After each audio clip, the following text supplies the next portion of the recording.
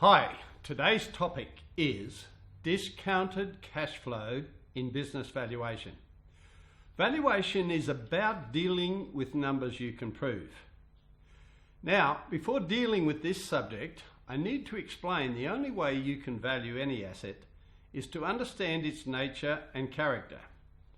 Tangible assets are completely different from intangible assets. Their economic and useful lives are completely different. Tangible assets are physical, robust, and enduring in nature. Intangible assets are flighty, non-physical, dependent, and requires management and capital. You cannot combine them. They have different economic lives. The new methodology that I propose is far superior in that it can be used any time of the day, week, month, or year. You do not have to wait for the preparation of financial statements. And furthermore, it is provable. In order to value any business, you must inspect, locate, and value all tangible assets first. Then value the intangible assets. In other words, the revenue streams or cash flows. Current users of DCFs do not use sales or market information, and then they try and claim their valuation is reliable. If you cannot value the intangible assets today, you will never be able to improve your position by guessing the future. So let's consider a few possibilities. Now the graph on your screen will show this. Number one, say we get to the current position and the business changes hands. In other words, there's new management. Which way do you think that line is going to go? Do you think it's going to stay the same? Do you think it's going to increase? Or do you think it's going to fall? Then next, the owner of the business runs into a illness or sickness. Now, depending on the type, which way do you think that business is going to go? Do you think it's going to go up, stay the same, or go down?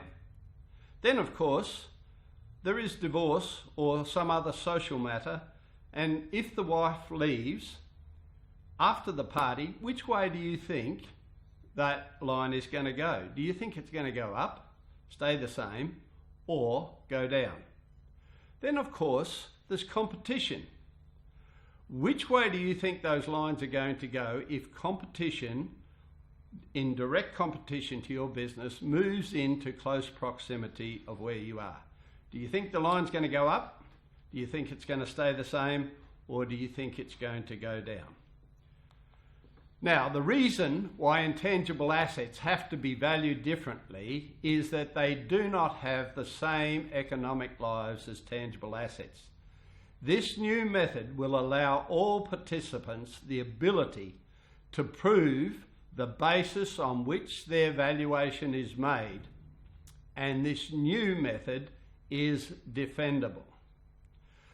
The notion of IP assets such as branding and reputation goes back to before World War II, and it's claimed by Mr. John Stewart, the CEO of the American company Quaker Oats. He is quoted to have said, "If this business were split up, and I would give you the land and the bricks and mortar, and I would take the brands and the trademarks, and I would fare better than you." Well, I hold the view that tangible assets are always more valuable than intangible assets. They can be sold and converted to cash within a short space of time, whereas intangible assets must create cash flow in order to have value. Therefore, management, staffing, bricks and mortar are all required to make intangible assets work. In other words, massive capital is required to be instilled to attach value to most IP assets. The above quote, I believe, was more intended towards trademarks or IP assets rather than branding. Branding is generally incorporated in the price mechanism. In other words, the price on the product indicates the increase in value. Consider, for example, Rolex watches or Mercedes-Benz. Cash flow from business activity is completely different from tangible assets. The only constructive asset that can't be stolen and is cheap to insure and grows in value is real estate. And the quote is, "Buy land now, God is not making any more." Mark Twain said that. Discounted cash flows is a budgetary tool. It is not a predictor of value. Valuation numbers must come from market sources. It is better to value in the present than try and predict the future. If you can't value a business today, you will not improve your ability by trying to guess the future. And if you have a quick look at the diagram that's on your screen, it should confirm that. That concludes today's presentation, and all of the above can be found in my book on Business Valuation Explained. Thank you for listening.